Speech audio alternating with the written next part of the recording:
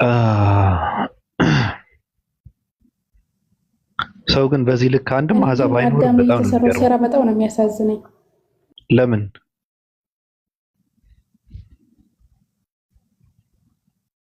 እህ ረዳት ብሎ ራሱ እግዚአብሔር ፈጥሮለት እሷ ነች እንግዲህ ያሳሳተችው እንደ ባይብሉ ማለት ነው። ለዛም ነው ዘፍጥረት 2 ላይ ሲጠራው አዳም አዳም ብሎ ከዛ ከከለከልኩ ዛፍ በላህን ብሎ ነው እንጂ በላችሁን ብሎ ራሱ አልጠየቀውም።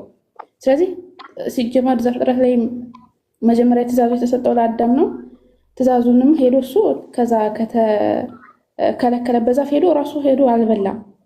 እሱ ነው እዛው ላይ ረዳት ሁነው ብሎ ፈጥሮ ሰጠው። እሷ ሄዳ እንግዲህ ሚስት ናት፣ ምን ታደርግ?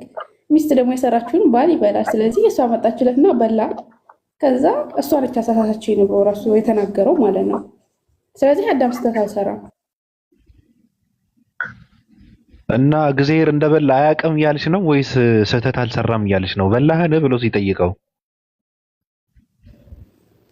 እህ ከዛ አዳም አይደለም ስህተት የሰራው ነው፣ ሔዋን ነች። ሔዋንን ደግሞ የፈጠረለት ራሱ እግዚአብሔር ነው። ፍጠርልኝ አላለውም።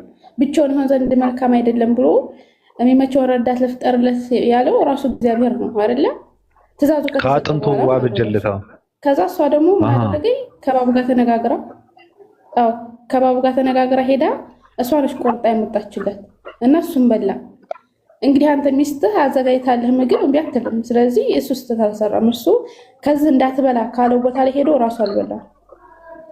አሃ ስለዚህ የኛ እንትን እኛ መጠየቅ ያለብን እናንተና እግዚአብሔር ነው ማለት ነው። በዚህ አጋጣሚ እግዚአብሔር ራሱ የማንፈልገው ነገር መልካም እንዲሆን መልካም አይደለም ብሎ ብቻውን እንዲሆን ማለት ነው ከጎናችን ሔዋንን አበጀ ሰጠንና አሳሳች ሆና ደግሞ ከቻለች እንትን ውስጥ ገነት ውስጥ እንደዛ ነው አይደል? ደግሞ እኮ ራሱ የለችም። የሚገርም ባቢ ከመፈጠሯ በፊት ነው የለችም። ለአዳም ብቻ ነው። ከመፈጠሯ በፊት ነው እንዴ ትእዛዝ የሰጠው? ምዕራፍ 1 ቁጥር 17 ያው ከመፈጠሯ በፊት ከሆነ ትእዛዝ የሰጠችውማ ሔዋንስ በማታውቀው ነገር ለምን ተጠያቂ ትሆናለች? እንደዛ ከሆነ አልሰማችማ እኮ እሷም ተጠያቂ አትሆንም ነው የእኔም ሀሳብ። እግዚአብሔር የሚባለው ግን ወይ ስራው ወይ የጻፉት ሰዎች ድብልቅልቅ አድርገውታል። ነገሩ በጣም ነው ያበላሹበት። እኔ በዛ ልክ ነገሩ ይበላሽበታል ብዬ እንትን አልልም። ገብቶሻል?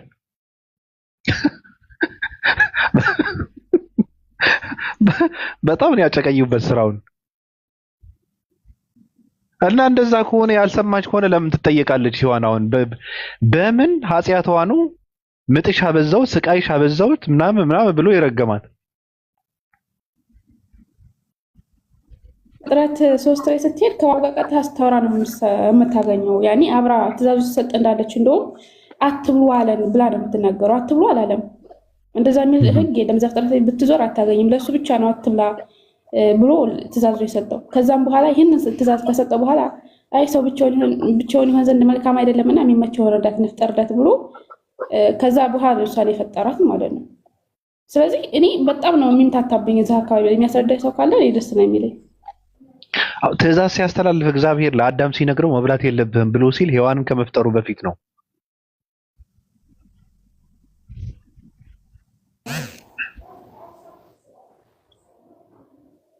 በቃ ተጠያቂው እንደዛ ከሆነ እግዚአብሔር ራሱ ነው ተጠያቂው። ለምን ሲባል አንደኛ ነገር ምግብ እንደምታመጣ ሔዋን አዳምን አያውቅም።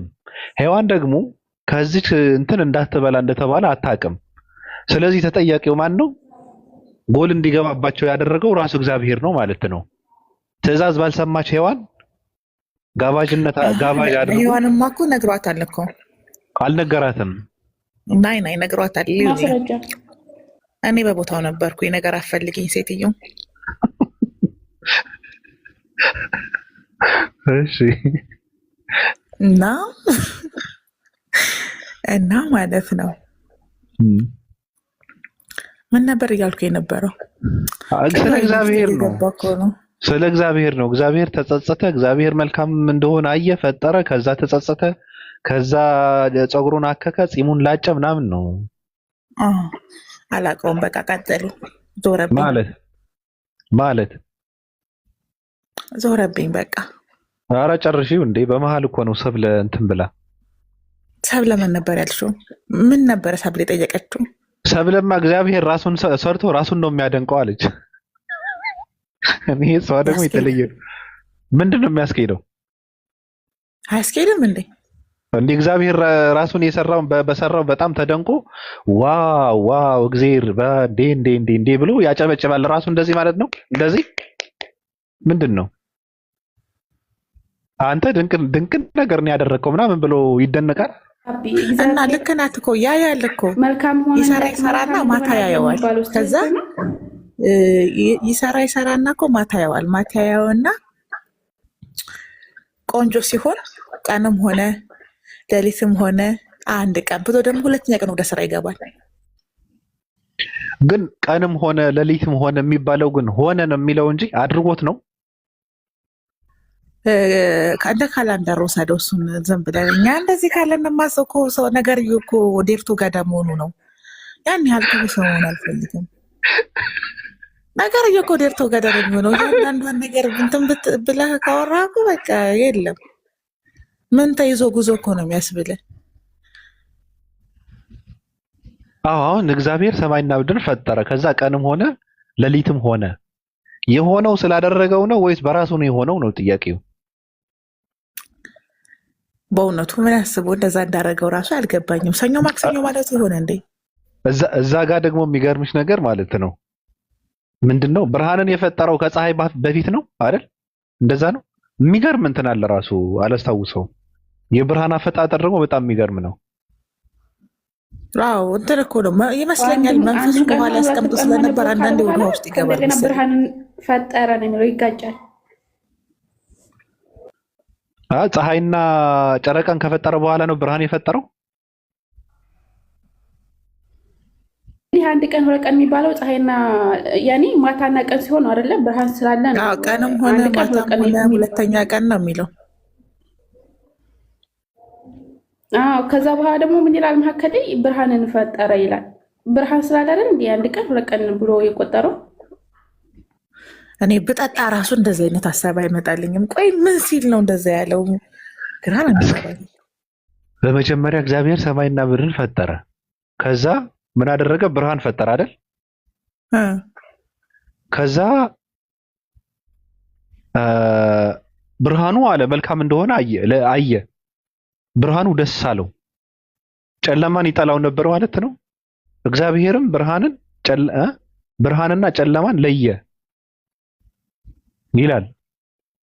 እግዚአብሔር ብርሃኑን ቀን ብሎ ጠራው፣ ጨለማውንም ሌሊት አለው። ማታም ሆነ ጠዋትም ሆነ አንድ ቀን።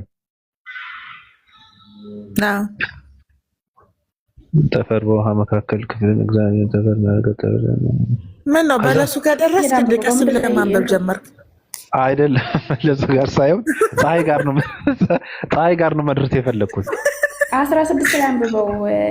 16 ላይ ማለት ነው ምን ያለ መሰለህ? እግዚአብሔር ሁለት ታላላቆች ብርሃናትን አደረገ አለ። ታላቁን ብርሃን በቀን እንዲሰለጥን፣ ትንሹን ብርሃን በሌሊት እንዲሰለጥን፣ ከዋክብትንም ደግሞ አደረገ አለ። ወይ መጀመሪያ እኔ እዚህ ጋር ነው በቃ እንትን የብርሃን ምንጭ የሆኑ ነገራቶችን ከነሱ በፊት ብርሃን የፈጠረው እግዚአብሔር ማለት ከምንድን ነው የፈጠረው? ያ ብርሃን ከፀሐይና ከከዋክብት ከጨረቃ በፊት የነበረ ብርሃን ከምን የሆነጭ ብርሃን ነበረ? እኔ እኮ የተሰራ ነገር ላይ ያረፈ ጊዜ ነው ብዬ ከዚህ በፊት ስናገር እኮ 7 ያስጠመቁኝ ይሁን ብዬ ነው። ከዛ በኋላ እኮ የተውኩት የተሰራ ነገር ነው ይሄ። በቃ ቀድሞ ባገኘ የሚባል ጨዋታ ታውቃለህ? ለምን መሰለህ? ራሱ ዘፍጥረት አንድ ላይ ተመለስ 00 ላይ ማለት ነው። ተመለስና ስታነበው ከላይ ምድር ራሱ ጨለማ ነበረች። ከዛ ውሃ አለ እና መንፈሱን ውሃ ላይ ያስተኛዋል። በቃ በውሃ ላይ ነው የረበበው። ሰፎ ነበር ይላል የእግዚአብሔር መንፈስ በውሃ ላይ። እንደዛ ነው። ያ 00 ላይ ተመለስ አልኩ እኮ። በቃ ታሪካዊ አመጣጡን እኮ ላሳይ ነው እኮ። የእግዚአብሔር መንፈስ ውሃ ላይ ሰፎ ነበር ይላል እንደ ፌስታል።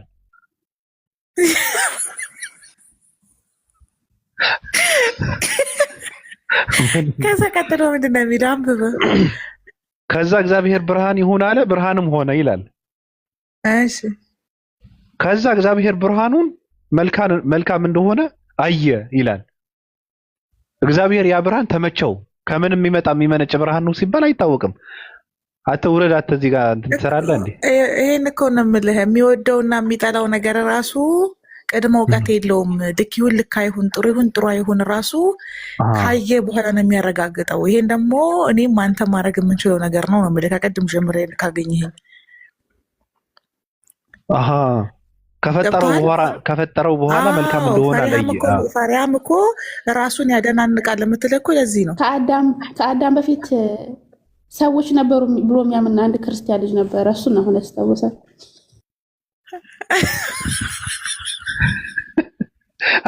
አሁን ውሃ ላይ ሲሰፍ የነበረው መንፈስ ቅዱስ ነው። መንፈስ ቅዱስ ነው። በአዲስ ኪዳን መንፈስ ቅዱስ ሆኖ ርግብ ሆኖ የመጣው በኦሪት ውሃ ላይ ውሃ ላይ የተንሳፈፈው ነው።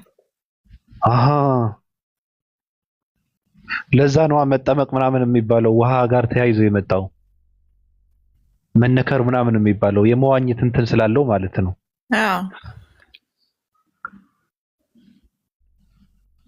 እንዴት አይነት ጉድ ነው በእናታችሁ! ከዛ የቱ ጋር ነው እግዚአብሔር ሰውን በመፍጠር ተጸጸተ የሚለው? ዘዳግም ነው አይደል? ዘዳግም 6 ላይ መሰለኝ።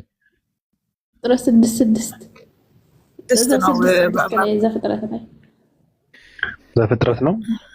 ዘፍጥረት 6 ላይ እስኪ ምን አድርገን ነው እንየው እስኪ ቆይ።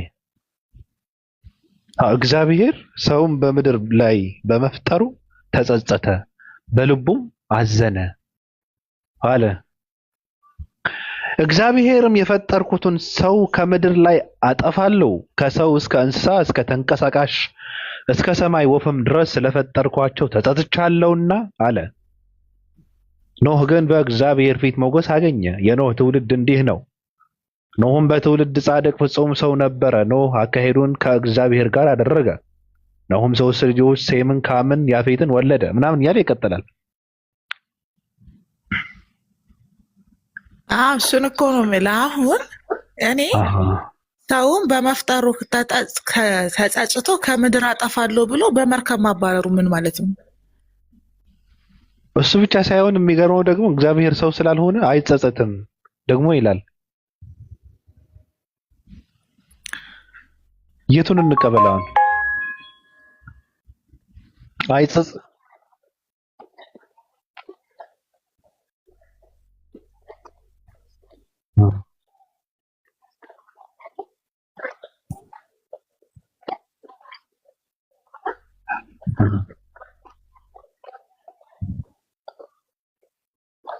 እነሱ የሚቀጣቸው ምድር ላይ የሚንቀሳቀሱና በሰማይ ላይ ማቅጠዋል እየበረሩ እኔ ነበርኩ። ቆይ ስለማገጡ ነው። በዛ ላይ ደግሞ ምንም በሬም ስንዴም ገብስም አላስገቡም ለመስዋዕት። ማን ስለሆኑ ነው? ደግሞ ስለፈጠርኳቸው ተጸጽቻለሁ አለ እኮ። በቃ በመፍጠሩ በጣም ነው የተጸጸተው፣ በጣም ነው ያዘነው ራሱ። አሁን ይኸውልህ በመፍጠሩ እንዲጸጸት ያደረገው ነገር ራሱ ሲገመገም የሚሰሩት ኃጢአትና መጥፎ ነገር ለሱም አለመታዘዛቸው ነው። ያንን እንዴት አስቀድሞ አያውቅም ነው ጥያቄ። ምን አስገረመው? ምን ይደንቀዋል ነው ጥያቄ። ገብቶሃል እያልኩ ያለሁት? ለዚህ ነው ቅድመ እውቀት የለውም የምልህ። አይ በእንትን ልክ ነው የተጻፈው መጽሐፍ ቅዱስ በእኔና በአንቺ አይምሮና እውቀት ልክ ነው የተጻፈው። ያው ምንም ልዩነት የለውም ቅድም እንዳልሽው ማለት ነው። በዚህ መጽሐፍ ቅዱስ ውስጥ ያለ ነው። እሱ እኮ ነው የምልሽ። ይኸውልሽ አሁን ይሄ ሰው ባህሪ ነው። አንድ ሰው ጥሩ ሰው መስሎሽ ጊዜ መጥፎ ሰው ሆኖ አላገኘሽው? መጥፎ ሰው መሆኑን ስታውቂ አልተውሽው? በቃ እንደዛ ነው። ይኸውልሽ መጀመሪያ ሲያይ ወደደው፣ ድንቅ ነው፣ ሁን አለው፣ ሆነ። የሰራውን በሙሉ ከሰኞ እስከ ቅዳሜ አይቶ ማለት ነው። ከዛ ግን እንደጠበቃቸው አይደሉም። በቃ ለእግዚአብሔር አይታዘዙም፣ ኃጢአትን ይሰራሉ፣ ነውሩን ይዘራሉ። ከዛ ተጸጸተ፣ ከምድር አጠፋለሁ አለ። ቃሉንም አልጠበቀም እኮ። ምክንያቱም ይኸውልህ ሰብስቦ ወደ መርከቡ ኖህ ያስገባቸው እንዳለ ቅዱሳን አይደሉም። ገባህ የምልህ? አንድ ጻድቅ ሰው ያለው ኖህ ብቻ ነው። ኖህ ብቻ ነበር ወደ መርከቡ መግባት የነበረበት አይደል እንዴ? የተናገረውን ነገር ራሱ አላደረገም እያልኩ ነው። እዚህ ጋር ጠራርጎ ማጥፋት ከነበረበት ከኖህ ውጭ እንዳለ ማጥፋት ነበረበት። ሁለት አርጋ አስገባ ይለዋል የኮንትሮባንድ ሰራተኛ ይመስል።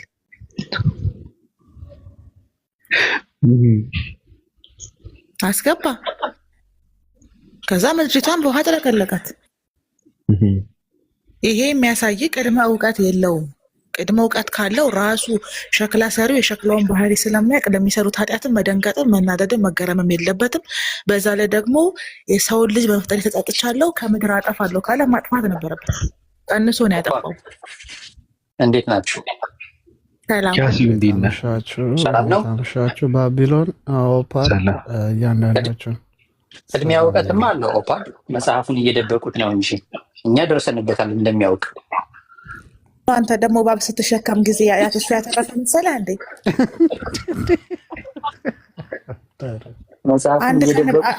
አንድ ቀን እባብ ተሸክመ ብትተርፍ እሱ ያዳነ መሰለህ እንዴ? እባቡ መርዝ ስለሌለው እኮ ነው የተረፈው። ጥላሁን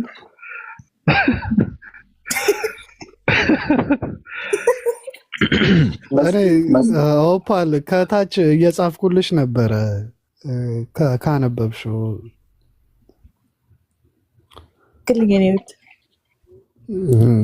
ከታች ምን ብዬ ነበረ? እኔ በጣም የሚገርመኝ የአዳም ልጆች 2 ልጆች ወለደ ይላልና መጽሐፍ ቅዱስ ላይ። ከዛ ከማን ነው እነሱ የወለዱት? ልጆቻቸው ከየት መጡ የሚለውን ጥያቄ ጠይቅሽ ነው። እሱን ቆይ እንመጣበታለን። የእሱ ታሪክ ደግሞ ሌላ ታሪክ ነው። መሰረትህ ምንድን ነው? መሰረቴ አዳነች አበቤም ትሆን። አንተ ምን ቸገረ? መጀመሪያ ከሀሳን እንጨርስ። አይ ሀሳን የሚትን አንሳ። እኔም ከብዙ ነው የገባሁት። ያው እውቀቱ አለው መጽሐፉን እየደበቁት ነው እንጂ መቃብያን ላይ ጥፋት እንደሚያጠፋ አዳም ቀድሞ ያውቃል እግዚአብሔር። ሰይጣንም እንደዚሁ ጥፋት እንደሚያጠፋ ያውቃል። ግን ችግሩ መጽሐፉን ይደብቁታል። ዘፍጥረትን ተበላሸ እኮ ነው ያሲው። ቢያውቅ ኖሮ ለምን ተበሳጨ ነው? ለምን ክፋታቸውን ምንድነው የሰሩትን ኃጢአትን ሲያይ ለምን ተበሳጨ ነው? ለምን ተጸጸተ ነው? ቢያውቅ ኖሮ አሁን መጽሐፍ ቅዱስ ላይ ያውቃል የሚለውን ነገር መምጣቱ ምንም ትርጉም የለውም። የሚላተመው ከራሱ ከመጽሐፍ ቅዱስ ጋር ነው። ብርሃንን ሲፈጥርስ ብርሃን መልካም እንደሆነ አያውቅም ነበረ? ብርሃን ከመፍጠሩ በፊት ብርሃንን ከፈጠረ በኋላ መልካም እንደሆነ አየ የሚለው ያሲው እሱ ራሱን የቻለ ሌላ ነገር ነው። ግን አዳምና ሔዋን እንደሚያጠፉ ግን እግዚአብሔር ቀድሞ ያውቃል። እሱማ አሁን ፈሪሃ ምንድን ነው ያለችው? እግዚአብሔር ለአዳም ከፍሬዋ እንዳትበላ ከዛፏ ፍሬ እንዳትበላ ብሎ ሲለው ሔዋንን ከመፍጠሩ በፊት ነው እንደዛ ያለው አለች። እንደዛ ካለውማ ሔዋን አልሰማችም። ስለዚህ ሔዋን ጋብዛው ከሆነ የበላው አዳም እሷ ኃጢአተኛ አይደለችም። አዳምም እሷን ሁለቱም ተናግሯል። በነገርህ ላይ መጀመሪያ ለአዳም ነገረው፣ ገባ። ከዛ ሔዋን ስትመጣ ደግሞ ሔዋንና እሱንም አንድ ቦታ አድርጎ እዚህ ውስጥ ካለ ነገር በሙሉ እንዲበሉ ፈቅዶላቸው ከዛች ዛፍ ግን እንዳይበሉ ያንን በበሉ ጊዜ ሞተንም እንደሚሞቱ ነግሯቸዋል። እንደዛ የሚል አለ እንዴ? አዎ አለ። እኔ በቦታው ነበርኩት። የፈሪሃታይ ኦፓል የቱ ጋር ነው ያለው? እኔ እኮ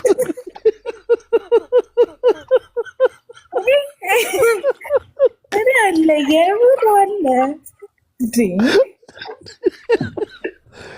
እኛ የነበርን ሰዎች ስናወራ ቶታል ከመገበ ወይ አንዳንዴ የምበላው ራሱ ትንል ላይ ነው። ይቅርታ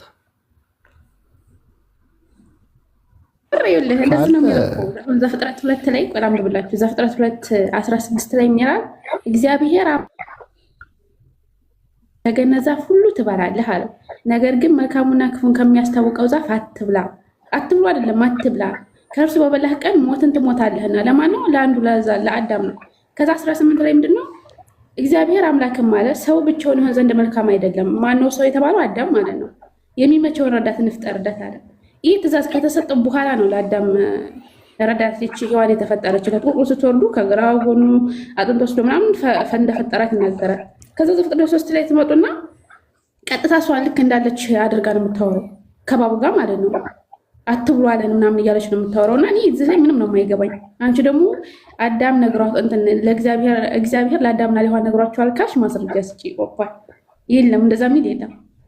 ለዛም ደግሞ እንዳልነገራቸው የምታውቂው መሰለሽ ዘፍጥረት 2 ስንት ላይ መሰለሽ አዳም ብሎ ጠርቶ ከከለከልኩህ ዛፍ በላህን ነው እንጂ በላችሁን አላለም። ራሱ ለሁለቱ የነገራቸው በላችሁን ብሎ ነበር መጠየቅ የነበረበት። እሱ ግን ምንድን ያለው እግዚአብሔር ከከለከልኩህ ነው ያለው። ከዛ ከከለከልኩህ ዛፍ በላህን ብሎ ነው የጠየቀው። ስለዚህ የተናገረው ልክ እሱን ብቻ ስለሆነ ትእዛዙም የተሰጠው ለእሱ ብቻ ስለሆነ ሔዋን የለችም በዛ ሰዓት። እና እዚህ እኔ ምንም ነው የማይገባኝ።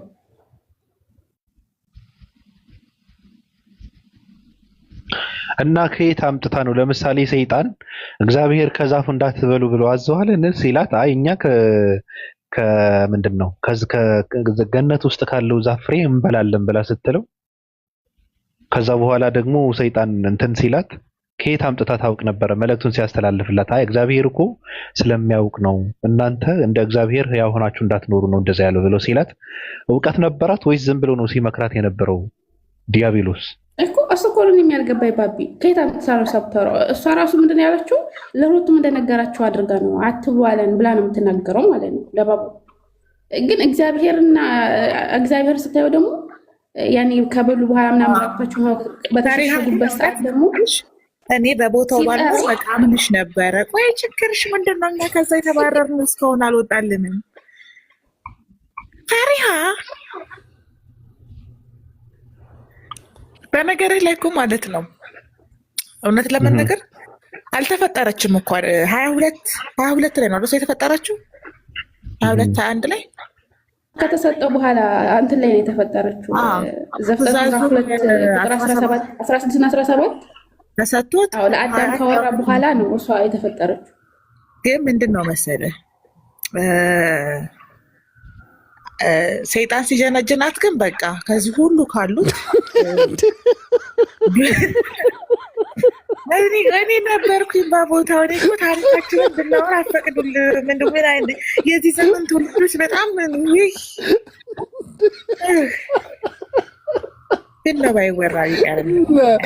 እኔ እኮ ኤክስፕሬሽንሽ ነው ሰይጣን ሲጀነጅናት እትት ሲላት ምናምን ሲጀነጅናት ስትይ በቃ ሰይጣን ሲጀነጅናት ገባ። ግን እኮ ይኸውልህ አሁን ምን እውነት ለመናገር በእውነት መጽሐፍ ቅዱስ ዘፍጥረት ላይ ያንን ያጠኑ ሰዎች ራሱ የሚናገሩ ጊዜ ግን ሞትን እንደሚሞቱ እንደነገረ ትነግረዋለች ለሰይጣን። ከዛ ምንድነው የሚላት እሱ ውሸት ነው አላት።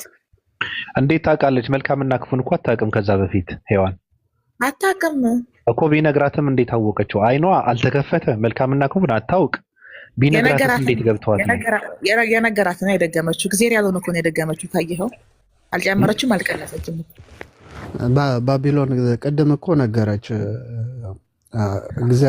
ሰይጣን አሳሳተን የሚባለው ነገር ሊመጣ ነው እዚህ ጋር ቪሸስ ሳይክል ሊሆን እኛ ቤተሰብ እኮ እሷ እያወራች ያለችው እኮ ከመብላቷ በፊት እኮ ነው። ገብቷል? ምንድነው አዳም ነግረዋት ሊሆን ይችላል የሚባለው ሀሳብ የሚመጣው ከመብላታቸው በፊት ነው። ከመብላታቸው በፊት ደግሞ አዳም ሊነግራት አይችልም። ለምን ሲባል መልካምና ክፉን አያውቁም። አይናቸው አያይም። ምንም የሚያውቁት ነገር የለም። ቢነግራትም አይገባትም ሔዋን። ገብቷል አባባሌ? አዳም ለሔዋን ቢነግራትም መልካምና ክፉን አያውቁም። መልካምና ክፉን ያወቁት ቅጠሉን ከበሉ በኋላ ነው። ለዛ ነው ሰይጣን ከቅጠሉ ፍሬ በበላችሁ ቀን ልክ እንደ እግዚአብሔር መልካምና ክፉን የምታውቁ ሕያው ሆናችሁም እንደምትኖሩ ስለሚያውቅ ነው ብሎ ሲያማከር የነበረው።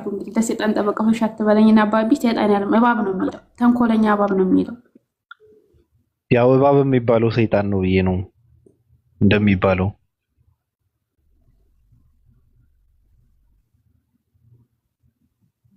እነዚህ ፕሪንሲፕሎች በቴዎሎጂ ላይ ሳመታችሁ ወደ ጥልቁ ጣለኝ። ፈሪሃ ስራ ነው። መጽሐፍ ቅዱስ ለዛ ነው። ግን አሁን ተረዳችሁኝ? መጽሐፍ ቅዱስ ውስጥ ያለው እግዚአብሔር እኔ ነኝ የምለው ለዚህ እንደሆነ ተረዳችሁ? አሁን አንተ ስባቡ ይሻለናል ከስልህ ማን ይሻላል? ሳይገባን ቀርቶ አይደለም ግን እንቀበል። ታዲያ ትሻኛለሽ። አንቺ ቀጥይ ማሬ፣ አንቺ ነሽ ያነበብሽ ሰው። ቆይ ለምንድን ነው እናንተ የምትዘሉት? ለምንድን ነው የሰው ልጅ ፍጥረት የሰው ልጅ አፈጣጠር ሲፈጠር እንዴት እንደሆነ የሰው ልጅ የተሰጠው በእግዚአብሔር አምሳል በእግዚአብሔር ምናምን የሚለውን ለምንድን ነው የምትዘሉት? ማለት በእግዚአብሔር አምሳል ማለት በጸጋውንም ሁሉን ነገሩንም የእግዚአብሔርን ሆኖ እንደተፈጠረ እግዚአብሔር እንደፈጠረው አኮርዲንግ ቱ ባይብል ማለት ነው። ለምንድን ነው የምትዘሉት? አልዘልል ነው። አሁን እግዚአብሔር እኔን ነው የሚመስለው ኦፓልን ነው የሚመስለው?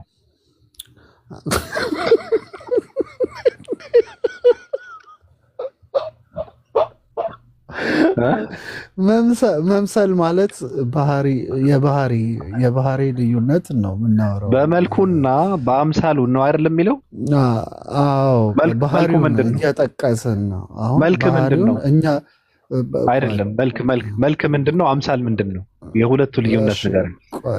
እሺ ይኸውልህ መልክ ምስል ምናምን በሚለው ክርክር እዛ ጋር ሳይሆን የሚሄደው በእግዚአብሔር አምሳል ተፈጠረ። ይሄ ዲስክሪፕሽን ነው፣ ሰብጀክቲቭ የሆኑ ነገሮች ናቸው እና የእግዚአብሔርን ባህሪ የእግዚአብሔርን እሱ አምሳል ነው። እግዚአብሔር በመልኩና በአምሳሉ ሰውን ፈጠረ ከተባለ ሁሉን ነገር የያዘ የእግዚአብሔርን ሁኔታ የያዘው ሰው ነው። እንትኖች መላእክቶች የላቸውም።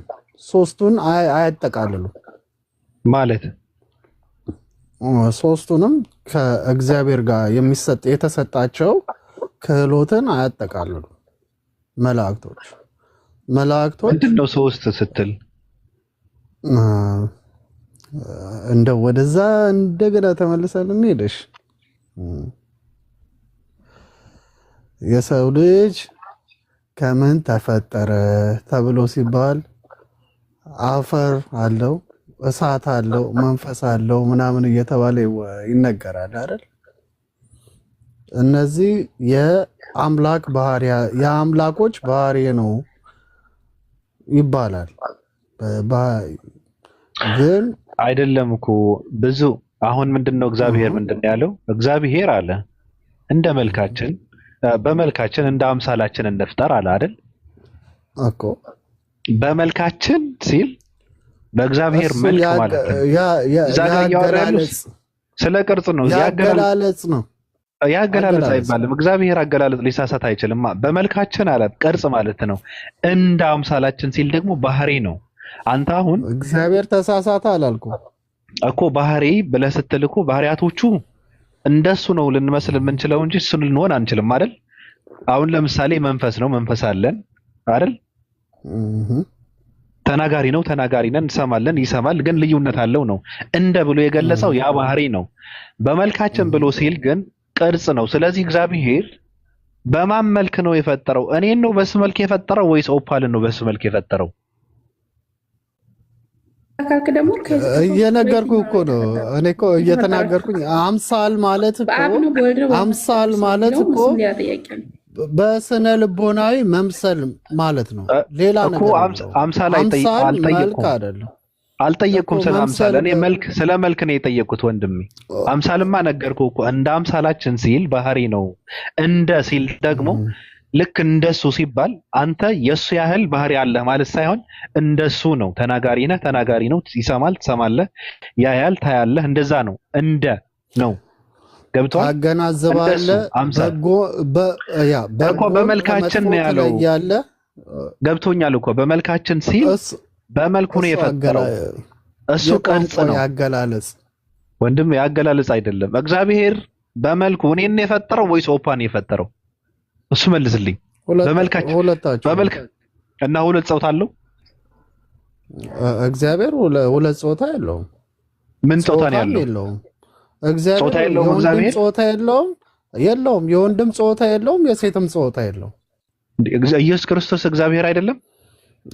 ይሄር ቢጎ አሁን ወደ እንትን እየመጣን ነው። ወደ አብ ወልድ ምናምን እየመጣን ነው እኮ እየጠየቁ ነው። የእግዚአብሔር ልጅ ማን ነው? ምንድነው? ከሴት ነው የተወለደው? አልጠየቁም። የሰው ጾታ ያለው እኔም ቅድም እኮ እየጠየኩኝ ነበረ። ከሰማኸኝ ቅድም እየጠየኩኝ ከሰማኸኝ የአዳምና የሔዋን ልጆች አቤልና ቃየል ይባላሉ። አቤልና ቃየል ልጆችም ወለዱ ይላል። ከማን ነው የወለዱት? እኔ ምን አገባኝ? እሱ አይደለም ጥያቄ። ኢየሱስ እግዚአብሔር ነው አይደለም ነው ጥያቄ። እግዚአብሔር ጾታ የለውም ብለህ ስትል ኢየሱስ እግዚአብሔር ነው አይደለም? ኢየሱስ የእግዚአብሔር ልጅ ነው። እግዚአብሔር አይደለም? አይደለም። ከምን ማለት ልጁ ስትል ታዲያ እንዴት ነው ወለደው? እነዚህ ዳያሎጎች በጣም ኮንቨርሴሽናል የሚያስፈልጋቸው በተለይ በቲዮሎጂ ላይ ቀጥላ ታዲያ እውቀት ካለ ቀጥል። እኔ አሁን ለምሳሌ ክርስቶስ የማርያም ልጅ በድንግልና የተወለደ that is a miracle ነው። ያ ከእግዚአብሔር ብቻ የሚፈጽመው አንደኛው ፈጣሪ የሚፈጽመው ብቻ ነው ብዬ እናገራለሁ። ስለዚህ ኢየሱስ ክርስቶስ የእግዚአብሔር ተአምርነትን ያየንበት ፍጡር ነው እያልክ ነው? ተስማምተናል። እንደዛ ከሆነ ተስማምተናል። ኢየሱስ አምላክ አይደለም፣ የእግዚአብሔር ተአምር ያየንበት ነው። ከድንግልና የተፈጠረ ንጹህ ሰው ነው። እኔም እቀበላለሁ። ቴንኪው። ተስማምተናል። እኔ እንደዛ ነው የምወስደው ነው የምልህ። አይ ተስማምተናል። እንግዲህ ይወርዱብሃል። ዛሬ ኦርቶዶክሳውያን ፕሮቴስታንቶች ይተኮሱብሃል። እኔ በጣም ይተኮስ እግዚአብሔር ምንም አያረጉትም። ዝም በላቸው እና ይተኩሱ። እኔ እኮ ጠየቅን አይደለ? የማርያም እጮኛ ይባላል ወይም ደግሞ ዮሴፍን ነው እንግዲህ ዮሴፍን ነው የሚናገሩት። ስለሱ ሲናገሩ አዎ ጠባቂ ነበረ ይባላል። ማርያም በድንግልና ነው የወለደችው። አዎ የእግዚአብሔር ሚራክል እንደሆነ አምናለሁ። እሺ ተቀብለናል። ግን ምን ይባላል መሰለ በእንትኑ በካቶሊክና ኦርቶዶክሶች የሚለዩበት መንገድ አለ። በምድር ላይ ያለ ክርስቶስ በቃ ሰው ነው የሚሉት። እንደ ማንኛችንም ሰው ነው።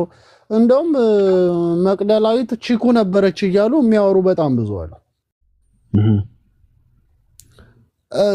በዛ መንገድ እንዳንወስደው ፐርስፔክቲቭን አይዲዮሎጂው ይሄኛው የክርስቶስ ትርክት ክርስቶስ የሚባለው ትርክት ለምን ለሰው ልጅ ለምን እንዲጻፍለት ተፈለገ በሚለው ላይ ብናተኩር ደስ ባለኝ። ለሰው ልጅ ለምን ክርስቶስ እንዲመጣ ምን አስፈለገው? ለሰው ልጅ ክርስቶስ መምጣት ምን አስፈለገው? ለሰው ልጅ ክርስቶስን የመሰለ መሳይ እንግዲህ ስለ ስቅለት ምናምን ስናወራ በጣም ብዙ ሰዎች ይሰቀላሉ። ለምንድን ነው የሚሰቀሉት? ምን ስላደረጉ ነው የሚሰቀሉት?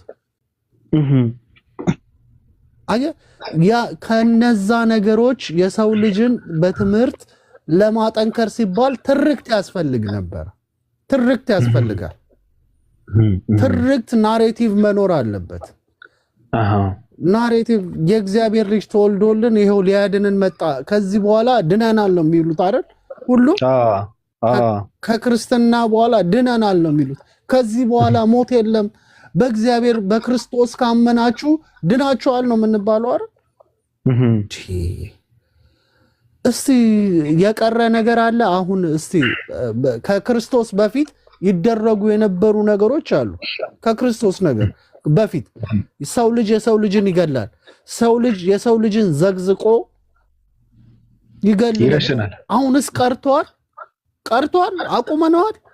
እንደውም ይብሳል። አቁመም እየባሰ መጣ።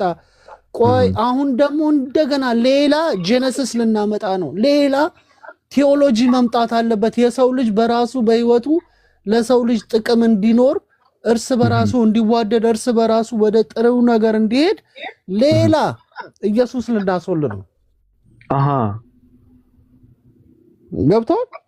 አሃ ከወንድ አስወለዱ እኮ የዘመናችን የሚገርምህ ነገር ተአምር ተብሎ አልተጻፈም እንጂ ወንድ ልጅ እኮ አስረግዘው አስወለዱ እኮ። እየነገርኩ ነው። አሁን ሳይንስ በሚባለው ልንሄድ እንችላለን። አዎ ሳይንስ አዎ ልክ ነህ። ሳይንስ በሚለው ከሄድን አሁን ወንድ ልጅን ማህፀን አስገብተው ሆድ ውስጥ አስረግዘው አስወለዱ። በቃ አይቻልም የሚባሉ ነገሮች እየተቻሉ ነው። እንዴ እንትና ከጎጃም ሆኖ እንዴት ነው በቴሌፎን የሚያናገረኝ? ይሄማ ሰይጣን ነው የሚባልበት ጀነሬሽን ነበር። አየህ ነገሮች የሰው ልጅ ሲቹዌሽኖች ሲቀያየሩ ሰው ልጅ የሚቀበላቸውና የማይቀበላቸውን ግን ጥሩ ናቸው ይባላሉ የምንላቸው ከጥሩነታቸውን እየተቀበልን መጥፎ ደግሞ የሚባሉት እንደዚህ ካደረክ እንደዚህ ትሆናለህ እየተባልን እንድናድግ ሆነናል። ኦልሬዲ ፕሮግራምድ ሆነናል በዛ መንገድ። ያንን ዲፋይ ስታረግ አንተ ያንን መቃወም ስትጀምር ከእንትኑ ያስወጡሃል ከሶሳይቲ ውስጥ። ይሄማ የሰይጣን ሐሳብ የሰይጣን ጆሮ ይደፈን እያሉ አሜት ያወሩባል ነው የሚያደርጉህ። እኛ ብዙ ነገር እሱን ነው የምልሽ። አሁን ለምሳሌ ሴት ልጅ በቃ አፍቅር ያለው ብላ እልል ብላ ስትወጣ የሴት ልጅ ወግ አይደለም ትባያለሽ። እና ለምንድን ነው ኢየሱስ የእግዚአብሔር ልጅ ያልከው? እንደዚህ አይነት አመለካከት ካለ የእግዚአብሔር ልጅ ለምን አልከው? የድንግል ማርያም ልጅ አዎ ለሶሳይቲ ስለሚጠቅም ብዬ ነው። ለሶሳይቲ ፈንክሽን እንዲያደርግ የሆነ የምናምንበት ነገር መኖር አለበት። አንደኛው ትልቁ የመጀመሪያ አሁን ለምሳሌ የአብርሃምን ታሪክ ብታነሳ አብርሃም በጣዖት ያምን ነበር። የጣዖት ሻጭ ልጅ ነበረ። ይሄንን ጣዖት ጠየቀው፣ ለመነው። ምንድነው? ምንም አይሰራልኝ። ሌላ እግዚአብሔር ሌላ አምላክ አለ ብሎ ነው ታሪኩ። አቤት እንዴት ነህ? አሜን አሜን። ደህና ነህ? እግዚአብሔር ይመስገን። እግዚአብሔር ይመስገን። እንዴት ነህ? አሜን ይለኛል እንዴ? አልገባቸውም። አሁን አንተ ስለምታምንበት ንገረና። አንተ አሁን ዛሬ ላይ ምን ላይ ነህ? ዛሬ ምንም ላይ ካሁን ሆንክ ይሄ የ665 ቤት ነው እናስፈርምሃለን።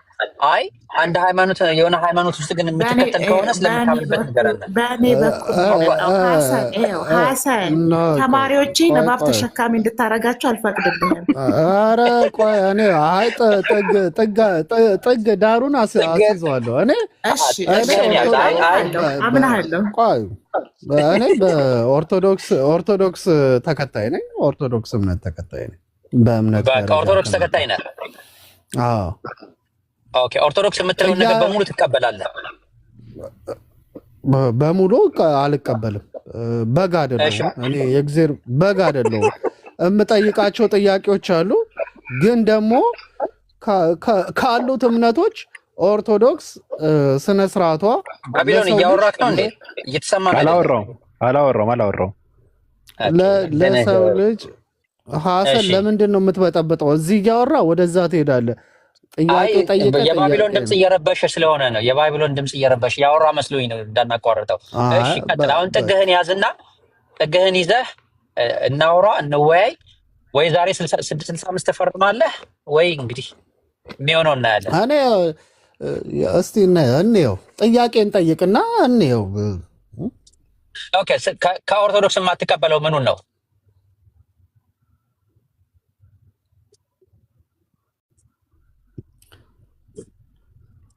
ሐሰን ድምጽ የለም። የማትቀበለው ምኑን ነው?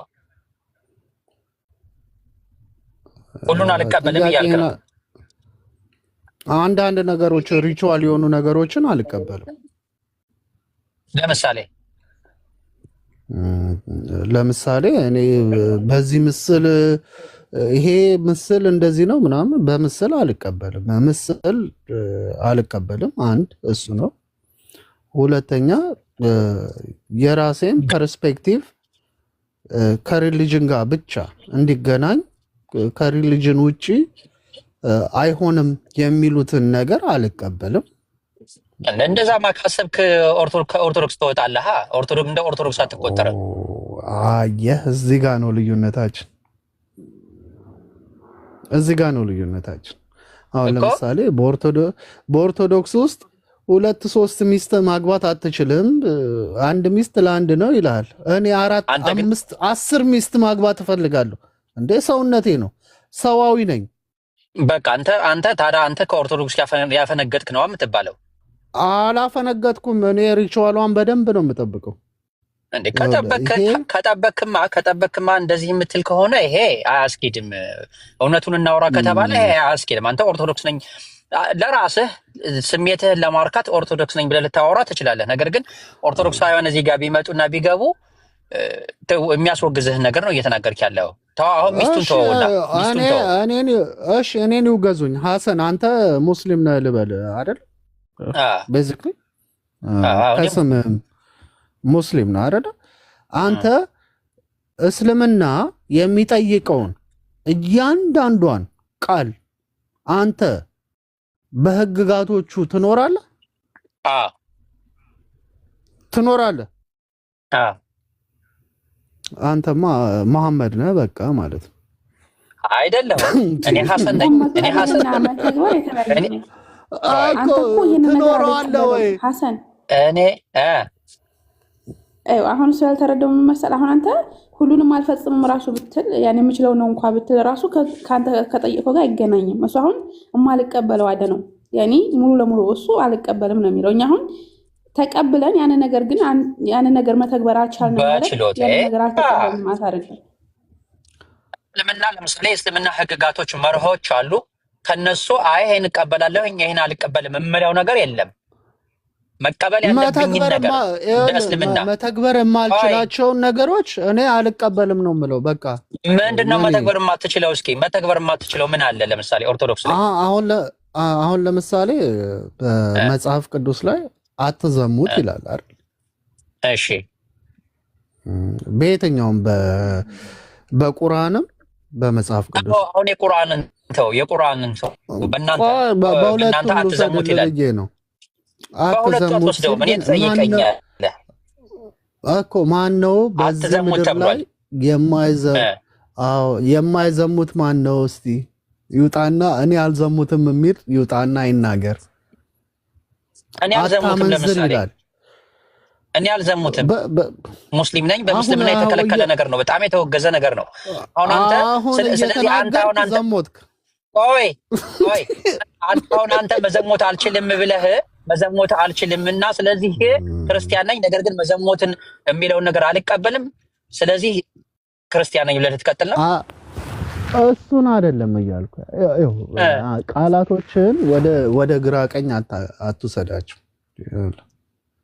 ቀጥታን የተናገርኩት ቀጥታ ፊት ለፊት እኔ በእምነቴ የኦርቶዶክስ አማኝ ነኝ፣ ግን ሁሉንም ህግጋቶችን ሁሉንም ግን እንደ ሰውነቴ እሳሳታለሁና ልፈጽም አልችልም። አንደኛ ስጋዬ በስጋ ሰውነቴ በስጋ ባዳዊ ስለሆንኩኝ ልፈጽም አልችልም። ለዚህ ደግሞ ምን ተብሎ መጣ መሰለ? በክርስቶስ ምን የሚባል መጣ? ሪፔንት አድርጉ፣ ሪፔንት ስሩ። ይሄንን የስጋ ድክመትህን ቆይ እናንተ ይኸውልህ፣ በእናንተ በክርስትና ምን አለ መሰለህ? የሰው ልጅ ደካማ ስለሆነ ደካማነትህን እኮ ፈጣሪ ቀድሞ ያውቃል። ይሄንን ድክመታችንን እኮ ድክመት እንዳለብን ፈጣሪ ያውቃል። ሲፈጥረን ጀምሮ በዛ ሁኔታ ነው የፈጠረን። አሁን በእናንተ ችግሩ ምን አለ መሰለህ? ብዙዬ ክርስቶስ ለኃጢአታችን ተሰቀለልን፣ ሞተልን፣ ከፈለልን ትላላችሁ አይደል? ልክ ነኝ? ትቀበለዋለህ? ይሄ አዎ አልኩኝ እኮ እቀበለዋለሁ። ለምን እንደምቀበለው ደግሞ ነግሬያለሁ። ቅድም አታብራራልኝ። አሁን አንተ ኢየሱስ ክርስቶስ ለአንተ ኃጢአት ከከፈለልህ ከሞተልህ አንተ ለምንድነው አንተ ለምታጠፋው ጥፋት አንተ ለምን አትገረፍም? አንተ ለምን አትጠየቅም? ለምታጠፋው ጥፋት አንተ ብትከፍል ምንድነው ችግሩ? አሁንም እየገባህ አይደለም። የሪሊጅን ጉዳይ ጥቅሙና ጉዳቱ እየገባህ ስላልሆነ በዚህ ጋር ብትከፍል ለምታጠፋው ጥፋት አንተ ብትከፍል ምንድነው ችግሩ ነው የጠየቅኩህ። ኦልዌይስ ይኸውልህ እያንዳንዱ ሰው እያንዳንዱ ህብረተሰብ ሙስሊም ሆንክ፣ ክርስቲያን ሆንክ፣ ፕሮቴስታንት ሆንክ፣ ጂው ሆንክ፣ ምን ሆንክ ለምታጠፋ ጥፋት ራስህ ፕራይስ ትከፍላለህ አለ።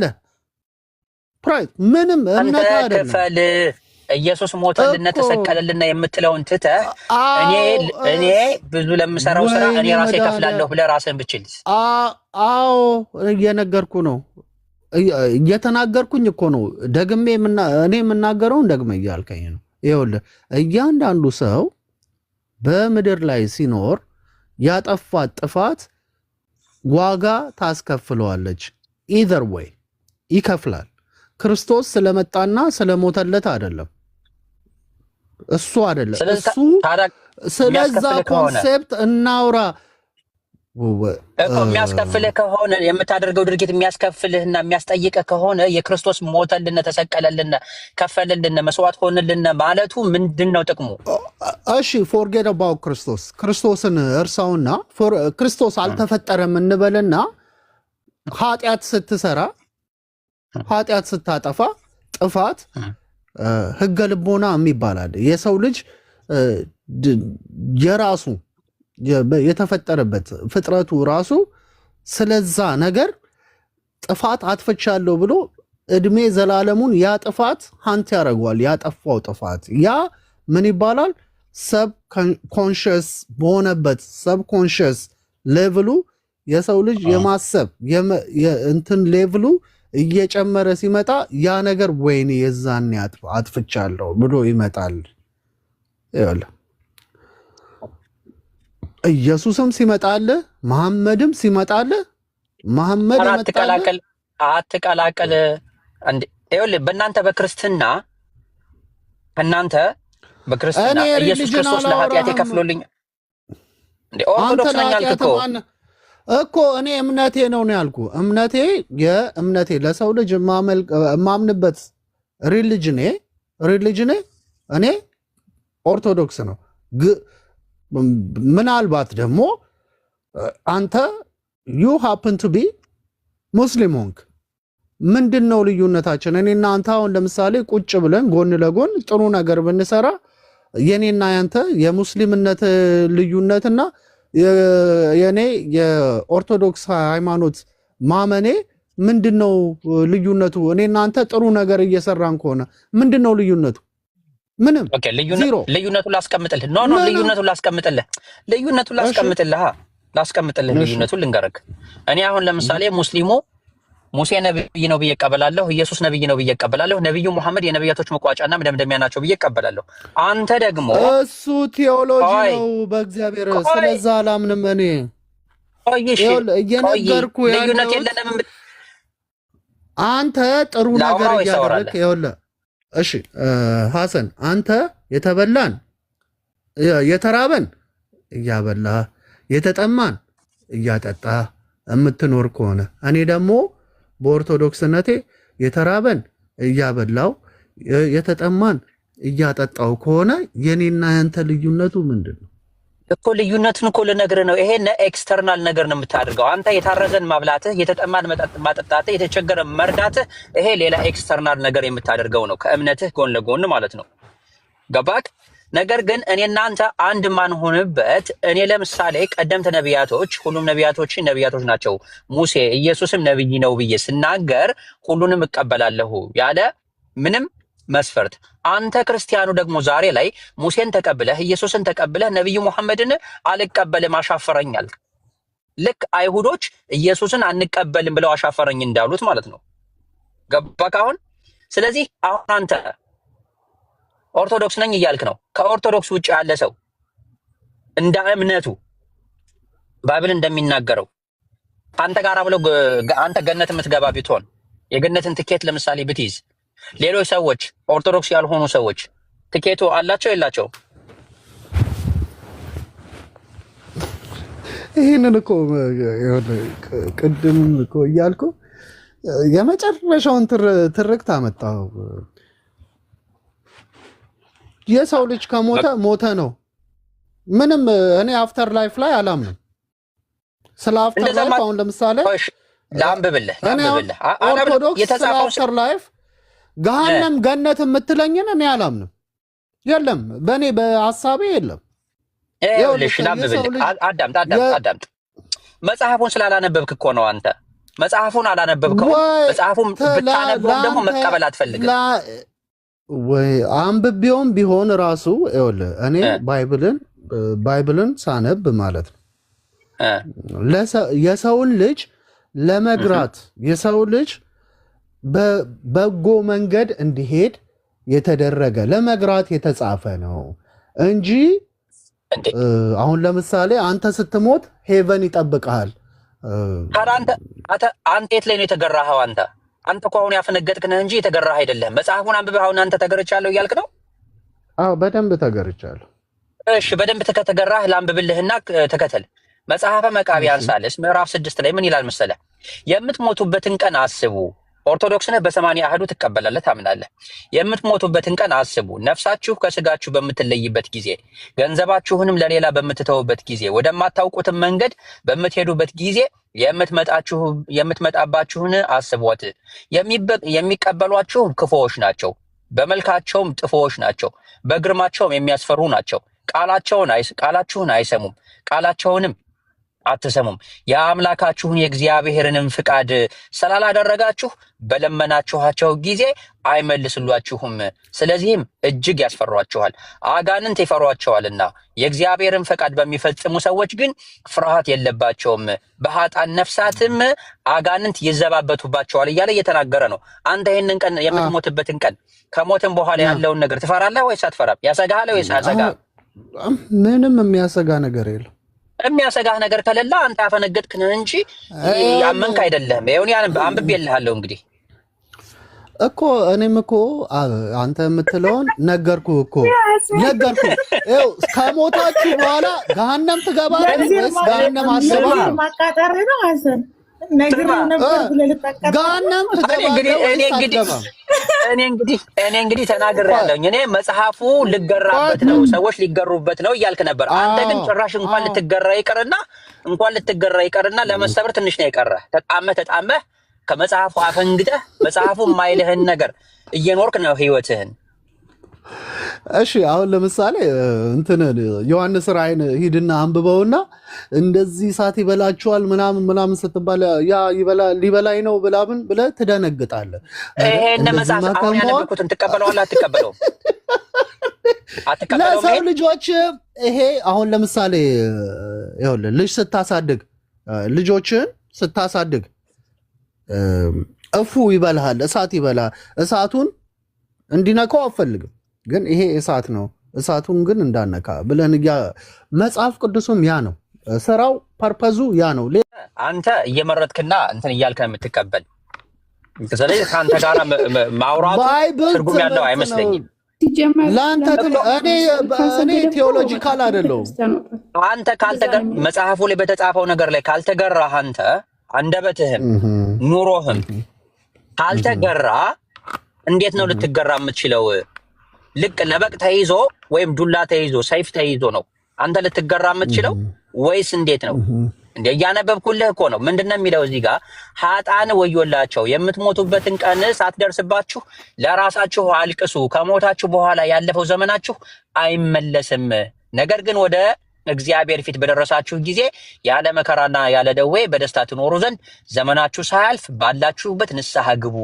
ከእግዚአብሔር ወደሚያርቅ ከንቱ ፈቃድ እንዳይስባችሁ በእናንተ ጽኑ። ነቀፋና መቀማጠል መብልና ደስታን መውደድ አይገኝባችሁ። ያለ ልክ የጠገበች ሰውነት የእግዚአብሔርን ስም አታስብምና የዳቢሎስ መንፈስ ያድርባታል እንጂ በእርሷ የሕይወት መንፈስ አያድርባትም እያለ እየተናገረ ነው መጽሐፉ። ዳቢሎስ ማን ነው? እኔ አላውቀውም። ዳቢሎስ የሚባል ሰው አላውቅም። ዳቢሎስን አታውቀውም? እግዚአብሔርን ያመፀው አዳምም የተፈጠረው በዳቢሎስ ፈንታ እንደሆነ አታውቅም? ይሄን ማን ነው ዲያብሎስ? እና አዳምን የፈጠረው የእግዚአብሔር ፍጥሩን ዲያብሎስን ነው የምትለኝ? የእግዚአብሔር ፍጥሩ እግዚአብሔር የፈጠረው እንደናንተ አስተምህሮት ዲያብሎስ ከመላእክት ነበረ። ዲያብሎስ በካደ ጊዜ አዳምን በዲያብሎስ ምትክ እንደፈጠረው ታውቃለህ ወይስ አታውቅም?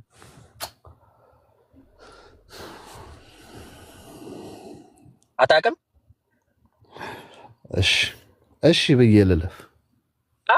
የምታውቅ ከሆነ አውቃለሁ ብለህ ንገር፣ ተናገር። የማታውቅ ከሆነ አላውቅም ነው። ዲያብሎስ የእግዚአብሔር ፍጡር ሆኖ እግዚአብሔርን ሲከራከር እና ኢዮብን በለምጽ ሲበላው በቁስል ሲያሰቃየው የነበረው እሱ ፉክክር ነው። እግዚአብሔርና ዲያብሎስ የተፎካከሩት ፉክክር ነው። እሱ ለአንተ ይኸውልህ፣ እነዚህ ነገሮች ለአንተ የተጻፉልህ አንተ እንድትማር ባቢሎን አፉ በለኝ ባቢሎንን አቋርጬ ነው እኔ ማለት ጥግህን ይዘህ እንድታወራነ ነበረ። ግን ጥግህንም ይዘህ መጽሐፉን እየተከተልክ አይደለም። ግን ደግሞ ኦርቶዶክስ ነኝ ትላለህ። ባቢሎን ተቀበለኝ። ሌላ ሰው ካለ ሌላ ሰው ገብቶ ቢያወራ መልካም ነው። ብዙ ኦፓ ሊቅርታ ቀጥይ።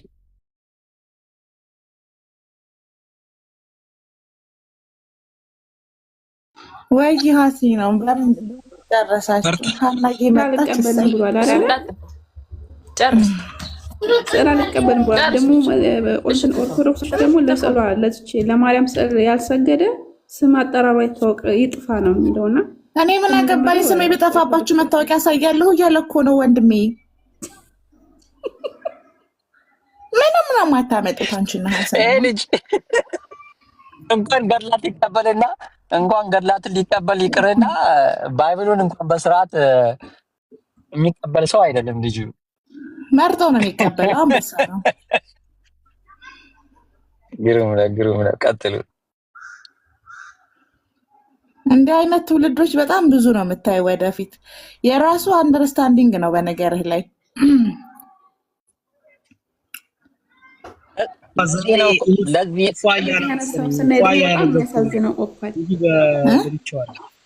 ዛሬ እሑድ ስለሆነ ፏ ብሎ ገብቶ ይሆናል። አይ አይደለም፣ እንዲህ ነው አንደርስታንዲንጉ። ልጁ እንደዚህ ነው።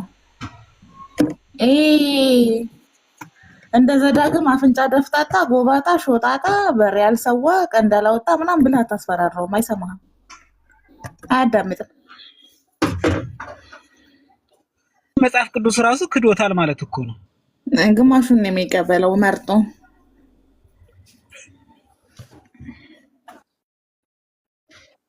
ሃይማኖቶቼ ኦርቶዶክስ ትሻላለች ምናምን እያለ እኮ እየተነገረ ነበር። አቆርጣችሁ ነው እንጂ ግን መልሶ ደግሞ አልቀበልም ይላል። ለምሳሌ ስዕል፣ አይ እሱን እኮ ነው የምልሽ። በደንብ ብትሰሙት እንደውም ያበደ ሀሳብ ነበረ። ምንም እንደዚህ ነው የሚረዳው እና እኔ በጣም ወድለታለሁ እንትኑን ጆርኒውን ትክክል ናቸው ብሎ የሚለውን ነው የሚቀበለው እንጂ መምህራኖችም ሊቃውንቶችም ትክክል ነው ያሏቸውን አይቀበልም በግሉ።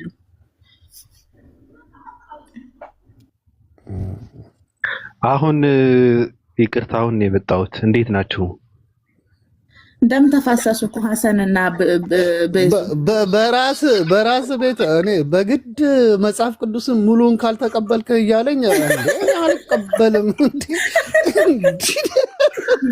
እና ኦርቶዶክስ ነኝ ካልክ ምን ይልሃል ታዲያ? ኦርቶዶክስ ነኝ ካልከው እኮ እኔ አሁን ለምሳሌ በኦርቶዶክስነቴ እኔ የምጠይቃቸው ጥያቄዎች የራሴ ጥያቄዎች አሉ። እኔ ግን ሶፋር ሪሊጅን ዋይዝ ላይ ስንሄድ ከካቶሊክም በለው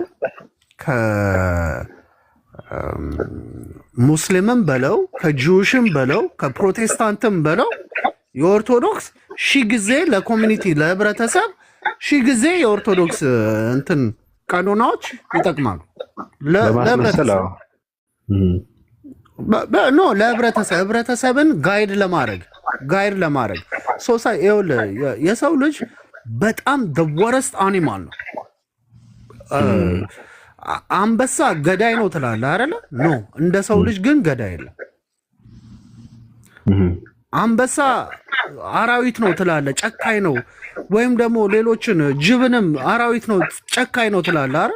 ግን እንደ ሰው ልጅ ጨካኝ የለም። በጣም መርሲፉል የሆነ ነው የሰው ልጅ። የሰው ልብ እያወጣ የእንስሳትን ልብ እያወጣ እየበላ ጀግና ያረጋል እየተባለ የሚሰበክበት ታይም አለ። ምንድን ነው የምናወራው? ቤቱ አሁን ትክክል እኮ ነው። የሰው ልጅ አሁን መጥፎ ነው። አሁን ለእነዚህ ህዝብ ነው አሁን ኢየሱስ ሞታል ብለህ ከምታምነው በጣም የሚያሳዝነው እኮ እሱ ነው። ለዚህ ህዝብ አሁን ኢየሱስ ሞት ነበረበት። እሱን እኮ ነው የሰውን ልጅ ለማስተማር ኢየሱስ መሞት ነበረበት። እና እነዚህ ድርጊቶችን እንትን ሰው አሁን መገዳደል ራሱ የተማረው ከዛ ነው ብዬ ነው የማስበው። እንዳንተ ከሄድም ይኸውልሽ ኢየሱስ ያንን ሁላ ይኸውልሽ አንዴ ኢየሱስ ያንን ሁላ ጥሩ ነገር እያደረገ የሰው ልጅ የመረጠው ማንን ነው? በርባንን ነበር አይደል እንዴ? በታሪኩ ላይ ካያችሁት አሁን ስቶ እኔ ሰው አይመለከተኝም። እና እንደዚህ አይነት ድርጊቶችን እንትን የምታደርግበት ህግ አላት ኦርቶዶክስ እያልክ ነው? እኔ እንግዲህ ሙሉ ለሙሉ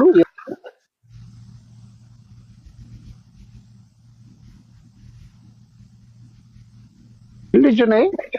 ምክንያቱም ለሶሳይቲ ክሎዘር የሆነ ለሶሳይቲ ጥቅም የሚሰጥ አሁን ለምሳሌ መጾም መጸለይ ህግ አላት ወይ? ጥያቄ ህግ አላት ወይ? እኔ ተው እሱ ግድ የለህም። እኔ መጾም መጸለይ ይለኝ። ኦርቶዶክስ ጾም አታውቀውም። ጾም ምን ጾም አለና ነው? ጾም ከስጋ ነው የምትጾመው። ስጋ ደግሞ ስለማታገኘው ነው ጾም ትላለህ እንዴ? ደግሞ እኔም በጠይቀህ አሁን የሰው ባህሪ ስትል ነበረ። እነሱን የምታግድበትን ህግ አላት ወይ ነው ጥያቄ። በደንብ ምንድን ነው ህጓ?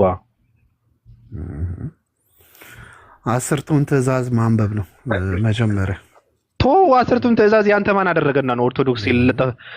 እንትና እንዴ ህገ ኦሪትን ትለጠፋለህ እንዴ? እኔ ስለ ኦርቶዶክስ ነው ያወራሁህ እኮ። ኦርቶዶክስ ስትመርጥ አንተ ስለ ኦርቶዶክስ መመሪያ ብቻ ነው እኔ የጠየቅኩህ። 10ቱ ትእዛዛት የኦርቶዶክስ ሆኖ አያውቅም። ቶ እሱ የሁሉም ሪሊጅኖች የሚቀበሉት ነው። ሁሉም የሚቀበሉት ነው 10ቱ ትእዛዛት፣ የኦርቶዶክስ አይደለም። ኦርቶዶክስ ነጥለህ ስታወጣ አንተ ኦርቶዶክስ ምን ህግ አላት ብዬ ስጠይቅህ የብቻዋ የሆነ ህግ ንገረኝ። ነው የብቻዋን የትኛውን ልንገርህ? የብቻዋ የሆነ የለም። ኮሚኒቲ ነው ህግ የላትም አይደል እንዴ? የብቻዋ የሆነ ህግ ኦርቶዶክስ ያወጣችው የራሷ ከክርስቶስ ህጎቹ ውጭ ያወጣችው ህጎች አሏት። አንተ በረካት የክርስቶስ ህግንማ የክርስቶስ ህግ የአንተ ብቻ እኮ አይደለም፣ የኦርቶዶክስ ብቻ አይደለም። አንተ ከካቶሊክም ከፕሮቴስታንትም ሌላ እምነትን ተወውና ኦርቶዶክስነትን ስትመርጥ ገብቷል።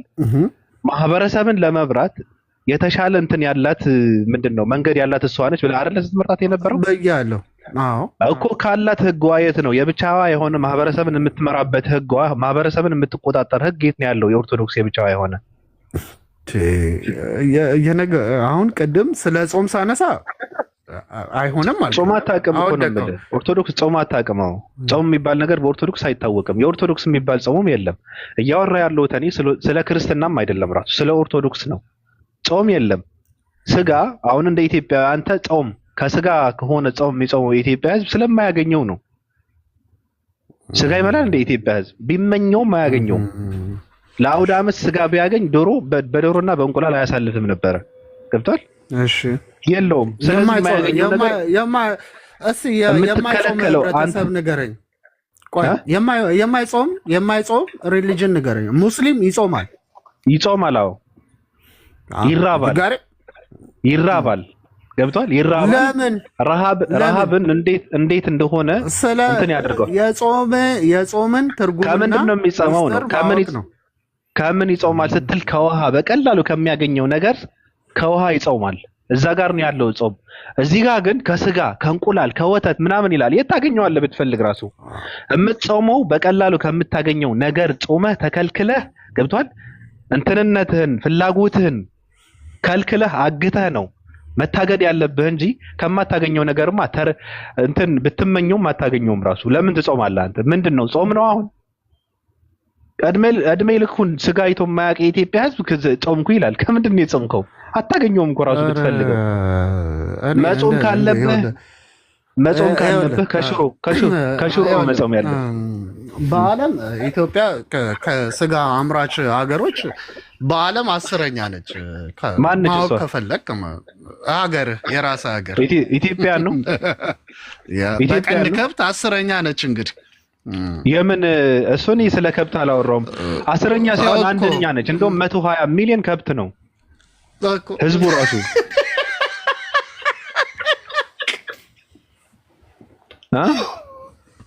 ከአንተ ጭምር ማለት ነው። እኔንም ጨምር።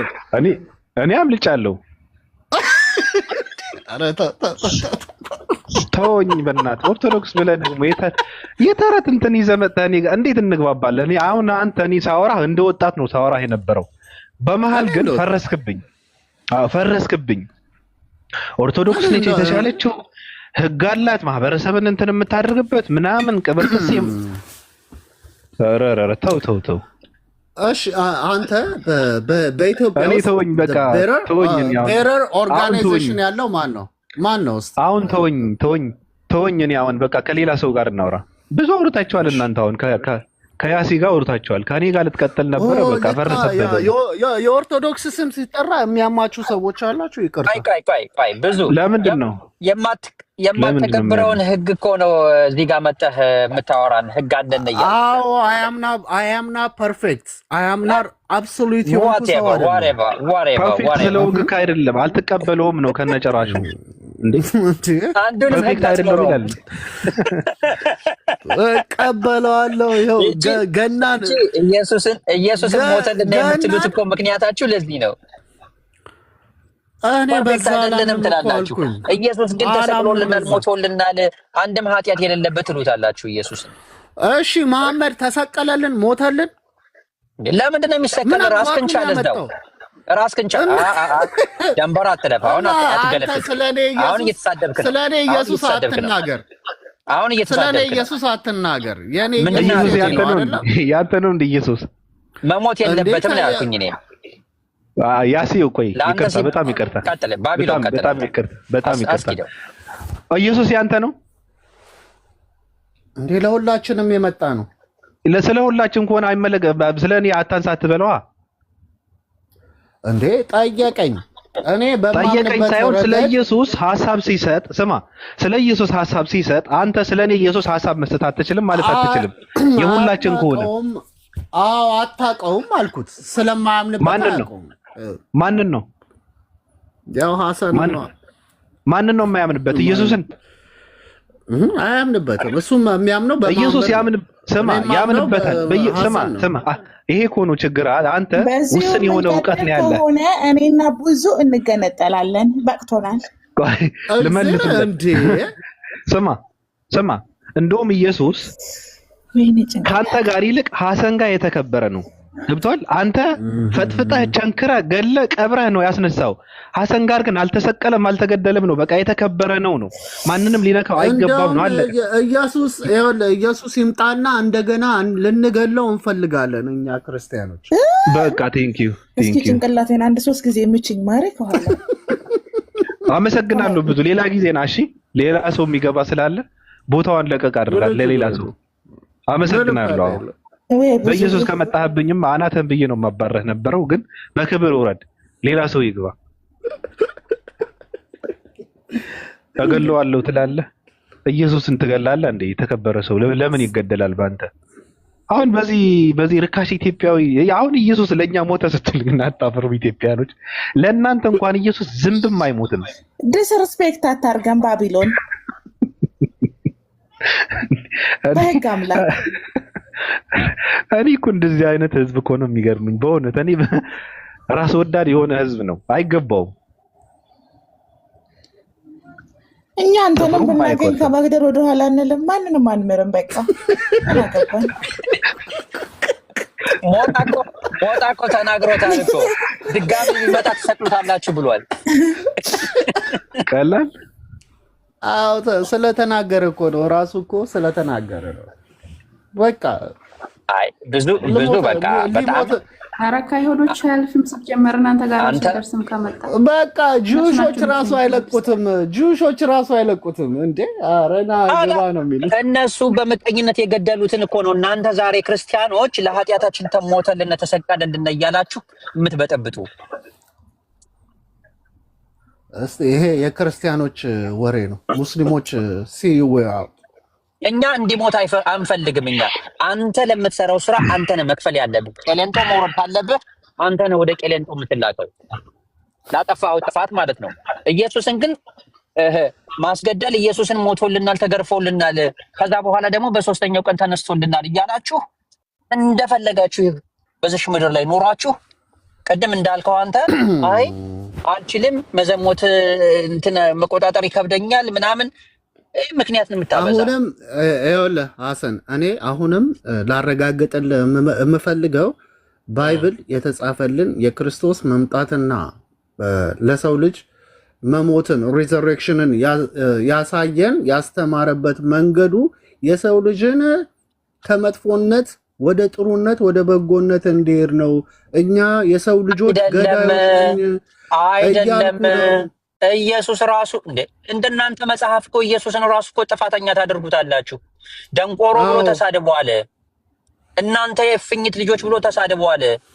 እንደዚህ ብላችሁ የጻፋችሁ እኮ ናችሁ እናንተ ኢየሱስን በተመለከተ። አዎ። ስለዚህ እንዴት ነው እሱ አንተንና እኔን የሚያስተምረን እንደዛ እያለ እየተሳደበ?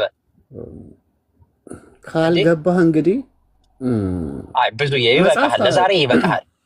ለዛሬ መጽሐፍ ታነባለህ። ቆይ እስቲ ዝም ብለህ መጽሐፍ ስታነብ ምንድን ነው የምትፈልገው? ከዛ መጽሐፍ ውስጥ ምንድን ነው ማንበብ የምትፈልገው? አንድ መጽሐፍ ማንበብ። አሁን ለምሳሌ አንድ መጽሐፍ ልጥቀስልህ። ፍቅር እስከ መቃብርን ስታነብ ምን ተማርክ? የሚያስተምረኝ ይኸውልህ መምህሬ ብዬ የምለው ከእኔ በብዙ ነገር የተሻለ መሆን አለበት። በተለይ መምህሬ ማለት ነው። ኦኬ ጭራሽ ደግሞ ነብይ ተብሎ እኔ ከአንተ የተሻለ ስነ ምግባሩ ያማረ እኔም ሆነ አንተ ሮል ሞዴል አድርገን ልንከተለው፣ ከዛ እሱን በመከተል ደግሞ ልጆቻችንን ደግሞ የምንወልዳቸውን ልጆቻችን በዛ ሮል ሞዴል ውስጥ ልንቀርጽ የምንችለው መሆን መቻል አለበት እንጂ ወንድሙ ደንቆሮ ብሎ የተሳደበ የገሃነም ፍርድ ይገባዋል ብሎ ይናገራል አይደል እንደ ኢየሱስ አይናገርም እንዴ? ሐሰን እኔ እያልኩ የምጠይቅ ጥያቄ ከባይብል ውጭ ነው። አሁንም ባይብልን እኔ መሰረት አድርጌ እየጠየቅኩ አይደለም። ከመጽሐፎች ማውራት አልችልም፣ ይቅርታ። ከባቢሎን ጋር ቀጥል። ከመጽሐፎች ማውራት ከፈለክ ከባቢሎን ጋር ቀጥል። አይ እኔ በቃ ይበቃል፣ ብዙ ይበቃል።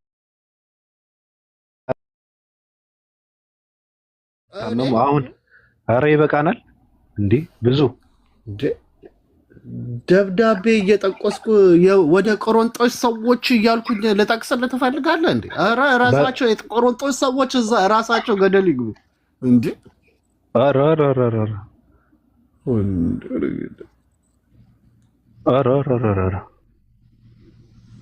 አንተ ምን ሆና ነው ሰውዬ? በዚህ ልክ ነው እንዴ ብሶት ያለብህ እንዴ? በዚህ ኦርቶዶክስ ነኝ እያልክ በዚህ ልክ ኦርቶዶክስን ትሳደባለህ? ሰው እየጨለለ ነው። ምን እንደገባበት አላውቅም። ምን የሆነ ነው ትውልዱ ግን? የሰማንበት ይሄንን ሰውዬ መስማታችን በጣም ነው የሚያሳዝነው። የዚህ ደግሞ በጣም እንትን አለ። ሙሴ አሁን ራሱን ችሎ በቃ እንትን ያለ ነው። ይሄ ደግሞ ኦርቶዶክስ ነኝ ይላል፣ ግን ደግሞ መጽሐፍን አይቀበልም። ምን አይነት ትውልድ ነው? የሮሜ ሰዎች በአናታቸው ዘቅዘቋል። ቀጥይ። እሺ አመሰግናለሁ። ምን ነው ኦርቶዶክስን ስለመረጠ እንደዚህ ሽቅንቢን ብር አደረገህ አንተ? እኔ ሰደባት እኮ ሰደባት። ማንን? ገደል ይግባ ሃይማኖት አለ እኮ። ሃይማኖት ገደል ይግባ። የሮሜ ሰዎች እንጦሮንጦስ ይግቡ አለ እኮ። የሄሮድስ ራት ቢሆኑ ራሱ ምን አገባኝ አለ እኮ። ደግ አደረገ። በቃ መታወቂያ አለው። ምን ችግር አለው? ለምንድን ነው የገፋችሁት ወንድሜን? አይኔ እኮ ብዙ ስለማያይ ነው። ለማውራት አልተመቸኝም እንዴ። ተው እንጂ እና ብሩክዬ ሚዩት አድርገህ ቁጭ በል። በቃ እናንተ እስኪ ያዳምጥ፣ እናንተን ደግሞ ያዳምጥ እሱ። እናንተ ቀጥሉ፣ እንዳትነኩት፣ የኔ እንግዳ ነው። ካላወራ እንደ አያስችለውም። ሀሳብ ግን ማለት እንደ ሀሳብ ግን 664 ቢያቋቁም ምን ይለዋል? አባላችን እኔ ግን ቆይ እንዴ እኔ አሁን የራሴን ቸርች ከፍታለሁ። አሁን ቸርች የራሴ ነው። አትክፈት በቃ። አሁን እንትን ምን አገባን አሁን። ፖዚቲቭሊ እናውራና እኔ እያልኩኝ ያለሁት መጽሐፍ ቅዱስ የተጻፈልን እኛ ከበጎና ከጥሩ ከመጥፎ ነገሮች እንድንማርበት ነው። እያነበብን እንድንማርበት ነው። ለሰው ልጅ እንዲጠቀምበት ነው የተጻፈው።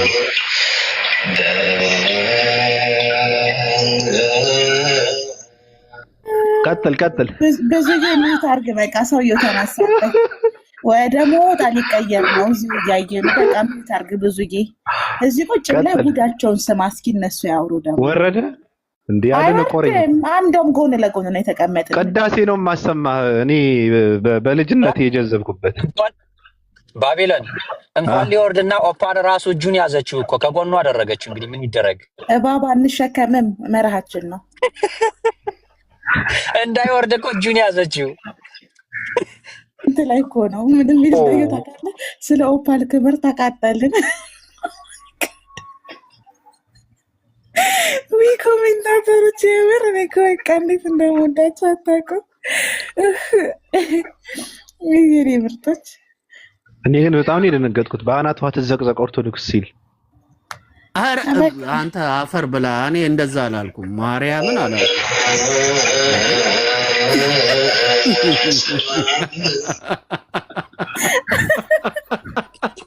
በቃ እንደ ሚውትን ስታነሳ ማጀቢያ ነው የሚከፈትልህ ስታወራ።